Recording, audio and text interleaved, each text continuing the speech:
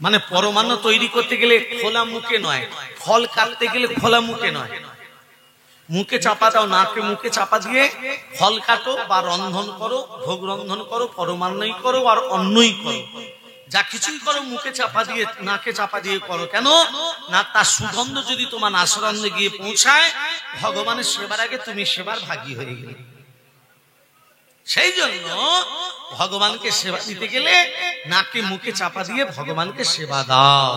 মায়েদের বাড়িতে যদি অশান্তি হয়, মায়েদের বাড়িতে যদি কোনো স্বামী স্ত্রীর মধ্যে বিভেদ থাকে বা অশান্তি হয় বা ঝগড়াঝাঁটি হয় বা ছেলে বেকার বসে আছে, কোনো কাজ নেই, বা ঘরে বাস্তু দোষ আছে, সেই জন্য অশান্তি হয়, বাস্তু দোষও থাকে, বা আপনার শরীরে অনেক মারাত্মক রোগ ছড়িয়ে যাচ্ছে কিন্তু কোনো উপায় হচ্ছে না, অনেক ডাক্তার দেখাচ্ছেন কোনো লাভ হচ্ছে না, ভালো হচ্ছে না, এর একটা উপায় বলে দিন।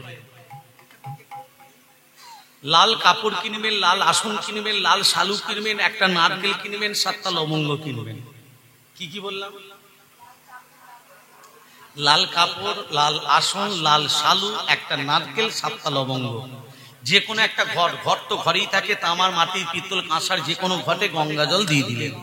গঙ্গা জল দেবার পর ওই লাল শালুটা নিয়ে 7টা লবঙ্গ এবং নারকেলকে দিয়ে বেঁধে দিলেন, ঘটের উপরটা বসিয়ে দিন। ঘটের ভেতরে গঙ্গা জল আছে, ঘরটার উপরে বসিয়ে দিন।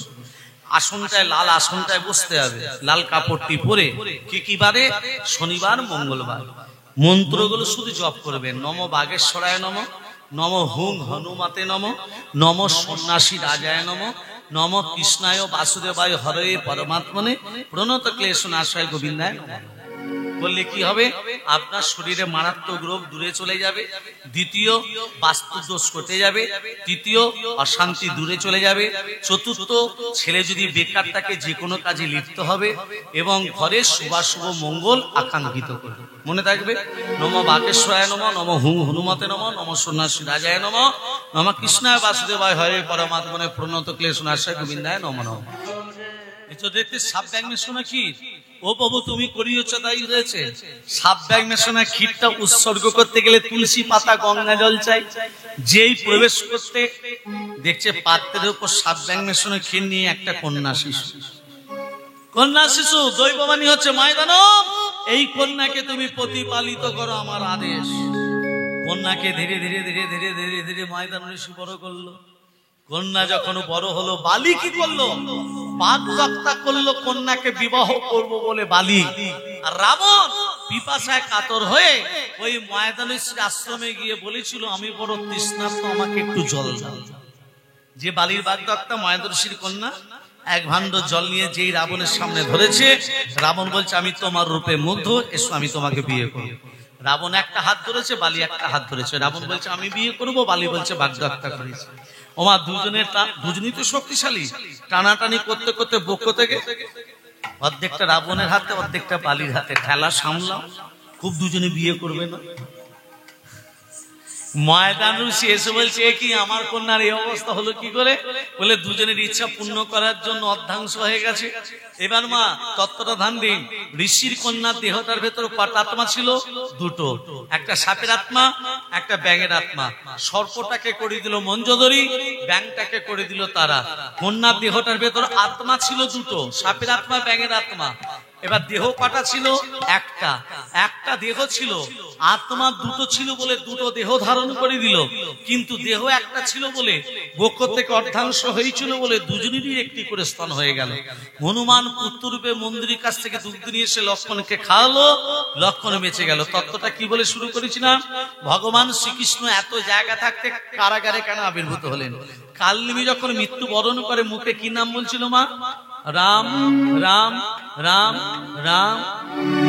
রামচন্দ্র বলল, কালনেমি, মৃত্যু বরণ করার সময় তুই রাম রাম বলে মৃত্যু বরণ করলি, আমি কথা দিলাম আগামী দাপর যুগে তুই যেখানেই থাকবি আমি সেখানেই আবির্ভূত হব। ওই জন্য মা, মরবার সময় ভগবানের নাম করতে হয়। ভগবান রামচন্দ্র কথা দিয়েছিলেন বলে দাপর যুগে ওই কংসের কারাগারে কৃষ্ণ অবতীর্ণ হলেন। কেন না, ত্রেতা যুগে কথা দিয়েছিলেন বলে। ওই জন্য গীতাতে লেখা আছে বাবা, গীতাটা খুলবেন, জং জন ব্যাপী সারাং ভাবাত তদুতন্তে কালে বারাম কাঙ্কাইমিত শততৎ ভাব ভাব ভাবিত। তুমি যে ভাবনা নিয়ে মৃত্যুবরণ করবে তোমাকে সেই ভাবনার মধ্যে এনে ফেলবো। আমরা মৃত্যুবরণ করার সময় ভগবানের নাম বলে বলে মৃত্যুবরণ করি। হরে কৃষ্ণ ভাবন বলি, কি বলি? এই দেখুন বাবা একবার হরে কৃষ্ণ বলো। বড় খোকা কোথায়? বাবা একবার হরে কৃষ্ণ বলো।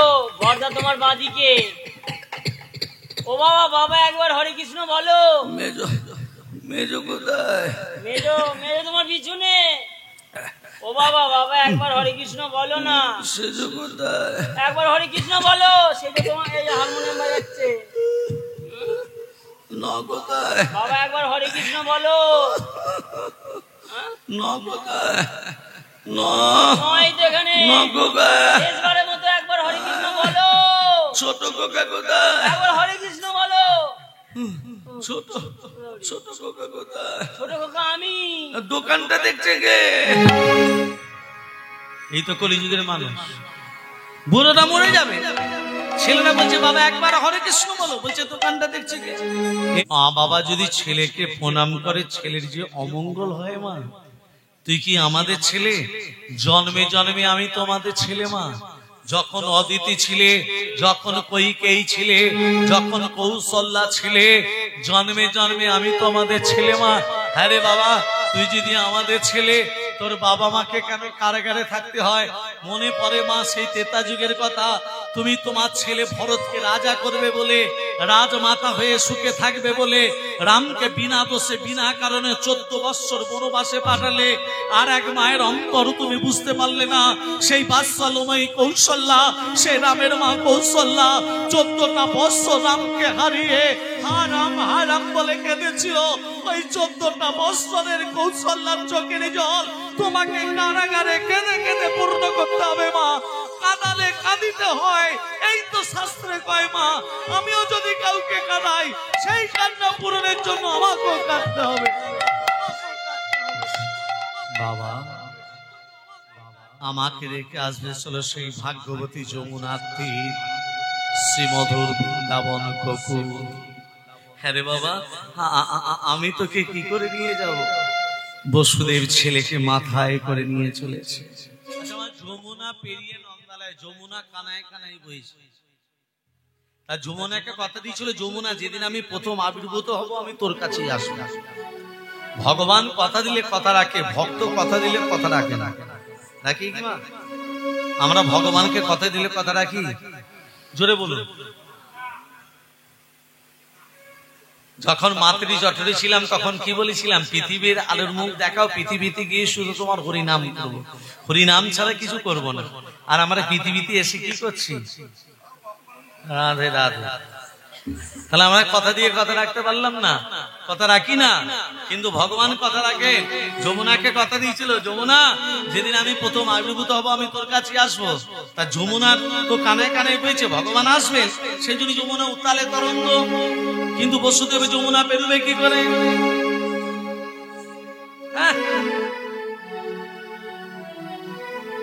যমুনা পেরুবে কি করে? বসুদেব দেখছে আমি পেরুবো কি করে? যোগমায়া শিগালিনী হয়ে পেরিয়ে যাচ্ছে। একটা শিগাল যদি যমুনা পেরোতে পারে, আমি কেন পারি না? মধ্য যমুনায় যখন বসুদেব এসছে, ইচ্ছাময় বাঞ্ছা কালপতরু অনাদি রাধে গোবিন্দ ভগবান শ্রীকৃষ্ণ বসুদেবের মাথা থেকে যমুনার জলে। আচ্ছা মা, ভক্ত যদি ভগবানকে একবার কাছে পায় ছেড়ে দেবে? ছেড়ে না দিলে আমি লীলাটা প্রকাশ করব কি করে? ছেড়ে দে, ছেড়ে দে। তোমার চরণ পেলাম, রাধার চরণ পাবি এখন। যেই ছেড়ে দিয়েছে ভগবান শ্রীকৃষ্ণ বসুদেবের চরণ দুটো জড়িয়ে দিয়ে। কেন হলো জীব শিক্ষা? আমি বাবার মাথা থেকে পড়েছি না বলে পড়েছি, বলে পড়ি নাই, সেই জন্য বাবা চরণ দুটো জড়িয়ে ধরে ক্ষমা চেয়ে নিলাম। এখনকার ছেলে মেয়েরা বাবা মার পা ধরে ক্ষমা চেয়ে নেয়? শিক্ষাটা দিলেন গ্রহণযোগ্য। ভক্তমন্ডলী মায়েরা বাবারা, আজকে দেখুন বসুদেব কি করলো? সন্তানকে নিয়ে যশোদার পাশে শুয়ে দিল। 4 হস্তের ধন 2 হস্তে পরিণত হলো। ছিল নারায়ণ ঐশ্বর্য, হয়ে গেল বৃন্দাবনের মাটিতে নীলবর্ণ মাধুর্য। আর ওই দুটো হাত যমুনার গহ্বরের ভেতর প্রবেশ করল। খালি হাতে ফিরে যাচ্ছে বসুদেব। বসুদেব খালি হাতে ফিরে যাচ্ছে, যোগমায়া কন্যার রূপ ধরে কাঁদতে শুরু করলো। বসুদেব সেই কন্যাকে নিয়ে আমার কারাগারের ভেতরে যে উপনীত হয়েছে, মহারাজ কংস ছুটে এসে বলছে, দেবকী তুই আমায় কি দিবি, আমি তোকে দেব কি? দেবকী তুই আমায় দে, আমি তোকে দেব কি? দুটো অর্থ। হ্যাঁ, চরণ ধরিয়া কংস আছাড় মারিল, মহাকাশে সেই কন্যায় উড়িয়া যে গেল। যোগমায়া 10টা হাত বিস্তারে করে বলছে, তোমারে বদিবে যে গোকুলে ঢালিছে। তাহলে কৃষ্ণ কোথায় এলো মা? এক কথায় কৃষ্ণচন্দ্র তোমার নন্দালয়ে চলে এলো। রাধারানী কোথায়? রাধারানীর মায়ের নাম হলো কৃত্তিকা। রাধারানীর মায়ের নাম কৃত্তিকা, বাবার নাম বিশ্বভানু। একদিন কৃত্তিকা সখীদিকে বলছে, এই সখী শোন এদিকে, এদিকে দেখ দেরি হয়ে গেছে অনেক, তা চল একটু যমুনাতে জল নিয়ে চলে আস। যাবি তো? যমুনার জলে দিয়ে গেলে তা কি দেখ, কি দেখছিস? ওই পদ্ম ফুলটা এনে দিবি? হ্যাঁ, তুই পারবি না? আমি জানি তুই পারবি না। এই সঙ্গে তুই পারবি? তুই আবার সাঁতার জানিস না। এই সঙ্গে তুই পারবি? আমাকে বলিস না রে, আমার 4-5 জ্বর, জলে নামা নিষেধ। ও মা, কলিযুগে ঘুষ দেবেন কাজ হবে, ঘুষ দেবেন না কাজ হবে না। ভাই ভাই মিল নাই, রুখা মাথায় তেল নাই, বড় লোকেদের জেল নাই আছে। গরিব লোক যদি কোর্টে যায় তার বেল নাই। এখন ঘুষ দিয়ে সবাই পাস, কেউ আর ফেল নাই। শোন, ওই পদ্ম ফুলটা যে এনে দিবি, তাকে এই গজমতি মালাটা দিয়ে দেবো। এই আমার জ্বর ছেড়ে গেছে, আমি যাব। যেই বলেছে মালা দেব, সখীরা ঝাঁপ দিল, পদ্ম ফুল এনে দিল। এনে দিলে কি দেবে ছিল, কি দেবে বলেছিল? গজমতি মালা। হ্যাঁ, সখীরা বলছে গজ চাই না, আমাদের গজ চাই না, মালা চাই না। ভগবানের চরণে যেন তোদের মতি থাকে। ওমা, পদ্ম ফুলটা নিয়ে সোনার ফুলদানিতে রেখে দিয়েছে। 10 দিন আর মনে নেই, 12 দিন মনে নেই, 14 দিনের দরজাটা যেই খুলেছে, এই কন্যাটাকে, এই কন্যাটাকে হামাগুড়ি দিচ্ছে। কন্যাটাকে ইনি হলেন রাধারানী। রাজার কাছে খবর গেল, রাজামশাই আপনার স্ত্রী গর্ভে ধারণ করেনি, কিন্তু একটা কন্যা সন্তান লাভ করেছে। ও গো আনন্দেতে মহারাজা নাচিতে লাগিলা, আনন্দেতে মহারাজা নাচিতে লাগিলা, আনন্দেতে মহারাজা নাচিতে লাগিলা। শঙ্খধ্বনি হুলুধ্বনি কাঁদনারি দিলা, আরে শঙ্খধ্বনি হুলুধ্বনি কাঁদনারি দিলা, শঙ্খধ্বনি হুলুধ্বনি। দাঁড়াও দাঁড়াও দাঁড়াও দাঁড়াও, চুপ করো। মেয়ে, এই দাঁড়াও, শাঁখ বাজাবে না। মেয়ে ছেলে হলে শাঁখ বাজে না, মেয়ে ছেলে হলে হুলুধ্বনি হয়। তাহলে আমরা দিলেন কেন? হ্যাঁ না, মেয়ে ছেলে হলে আগে শাঁখ বাজাতে হবে, মেয়ে ছেলে হলে হুলুধ্বনি করতে হবে, মেয়ে ছেলে হলে অন্নপ্রাশন করতে হবে, মেয়ে ছেলে হলে জন্মদিনও করতে হবে। ছেলের বেলা ছেলে, আর ছেলের বেলা সব হবে, মেয়ের বেলা হবে না নয়? সব তবে হাত জোর করে বলছি যেন কেকটা যেন কাটবেন, পরমান্ন তৈরি করবেন। পরমান্ন মুখে চাপা দিয়ে পরমান্ন তৈরি করতে হয়।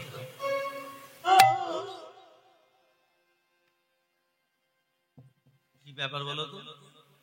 আস্তে অনেকক্ষণ থেকে দেখতে পাচ্ছি তোমার মনটা উদাস উদাস ভাব। কি হয়েছে? আরে বলবে তো কি হয়েছে? অনেকক্ষণ থেকে দেখতে পাচ্ছি তোমার মনটা উদাস উদাস ভাব। আরে বলো না, আমাকে বলবে না? আমাকে বলবে না তা কাকে বলবে তুমি? বলো তোমার মনটা উদাস কেন? মানে লক্ষ্মী নারায়ণকে বলছো? লক্ষ্মী নারায়ণকে বলছি তোমার মনটা উদাস কেন? নারায়ণ বলছে লক্ষ্মী আমার মনটা কেন উদাস জানো? কেন বলো? 12টা বৎসরের এক ব্রাহ্মণের ছেলে ডাকছে, আমি যাবো না ভাবছি। আগে যাও। কি বললে? আগে যাও। কেন আগে যেতে বলছো কেন?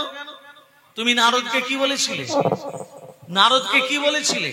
না হং তিষ্ঠামি বৈকুণ্ঠে জগিনাং হৃদয় গিনাচা মাদ ভক্ত যত্র গায়ন্তি তাত তিষ্ঠামি হে নারদ।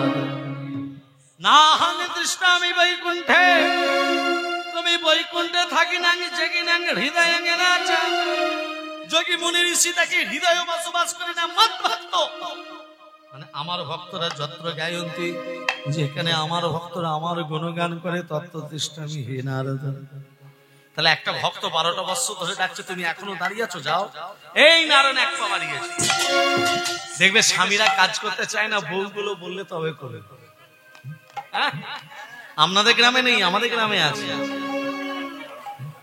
এই নারায়ণ হচ্ছে সেই দলের একজন, যেই লক্ষ্মী বলেছে নারায়ণ এক পা বাড়িয়ে বলে দাঁড়াও প্রভু, দাঁড়াও দাঁড়াও, ভক্তের কাছে যাচ্ছ, যেতে বললাম বলে তাড়াতাড়ি যাচ্ছ। হ্যাঁ, ভক্তের কাছে যাচ্ছ, যাও, কিন্তু ভক্তের কাছে বড় যাচ্ছ, ভক্তকে বড় দিও, ভক্তকে এমন কোন বড় দিও না আমার চোখ দিয়ে জল বেরোবে, সেই রকম যেন ভক্তকে বড় দিও না। বলছে লক্ষ্মী, আমি সহ্য করতে পারি, কিন্তু ভক্তের চোখের জল আমি সহ্য করতে না। মনে হচ্ছে আমি তোমার কথা রাখতে পারবো না। এই লোক নারায়ণ চলে গেল, যেই নারদ এই নারদকে ডাকছে, এই নারদ বলো এদিকে শোন, বলো। বলছে তোদের প্রভু মানে আমার স্বামী হ্যাঁ সুতপা ব্রাহ্মণের কাছে গেছে বর দিতে। হ্যাঁ শোন, বলো তুই মা। গাছের আড়াল থেকে লুকিয়ে লুকিয়ে দেখবি হ্যাঁ ভক্তের সঙ্গে ভগবানের কি কথোপকথন হয়, মানে কি কথাবার্তা হয়, দেখবি শুনবি আর আমার কানে এসে বলবি। নারদ বলছে এই কাজগুলো আমি এক্সপার্ট বটে, এই কাজগুলো খুব ভালো পারি। নারদ কি করেছে, গাছের আড়াল থেকে লুকিয়ে লুকিয়ে দেখছে ভক্তের সঙ্গে ভগবানের কি কথা হচ্ছে।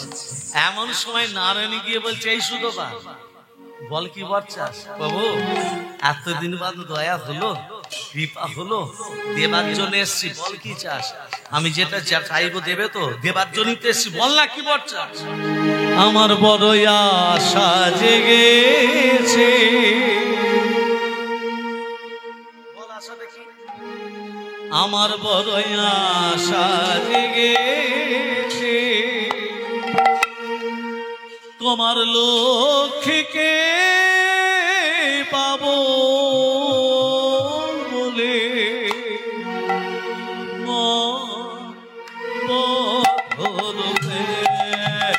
আমার বড় আশা জেগেছে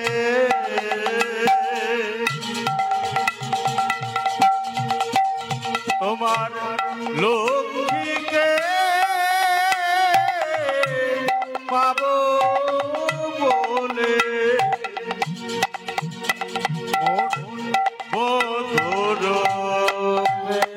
আমার বড় আশা জেগেছে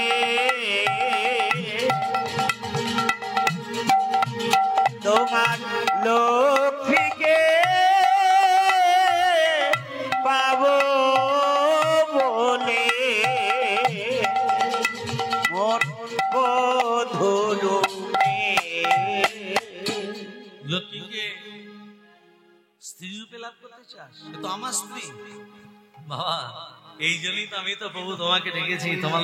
তবে আমার মনের মধ্যে কোনো কুৎসিত কামনা বাসনা নেই, খারাপ বাসনা নেই। কি করবো জানো? যদি পাই কি করবি? তাহারে যাবই আমি, তাহারে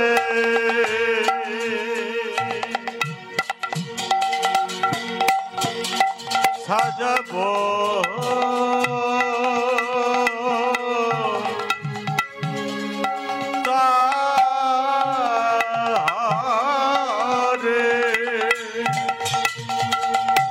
তাহারে সাজাবো আমি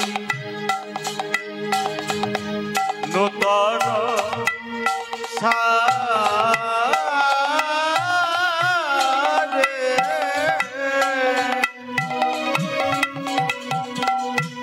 তাহারে রাখিব আমি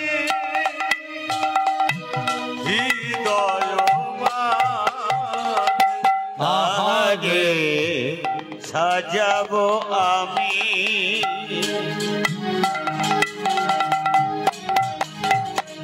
নতুন সাজে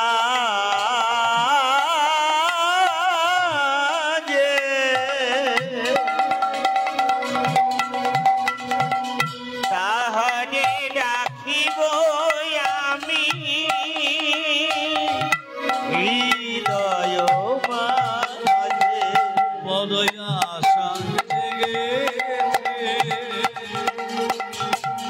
তোমার লোক